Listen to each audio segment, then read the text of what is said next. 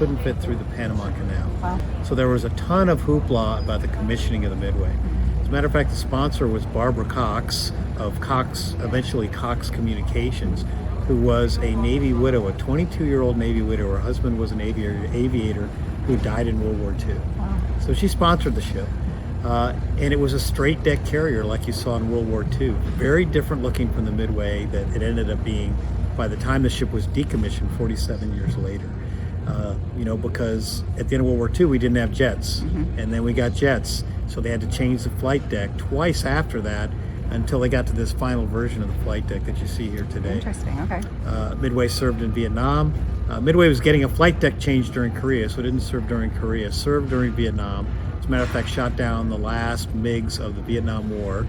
And then a couple years later, 1975, did Operation Frequent Wind, which was the evacuation of Saigon. Over 3,000 Vietnamese came on board Midway during the evacuation. And then I served on Midway 89 to 91 at the end when Midway did Desert Storm, which was Midway's last deployment, decommissioned in 1992. A few years later, some crazy guys here in San Diego, Alan UK, who some may remember, and Malin Burnham got together and said, we need to start an aircraft carrier museum here in San Diego. They went up and found the Midway in Bremerton, and after a lot of work here with San Diego, with City Council and the Port of San Diego, they got this spot here on Navy Pier, and the ship came down here in 2004, in January of 04, and we opened as a museum in June of 2004, so we're 21 years as a museum.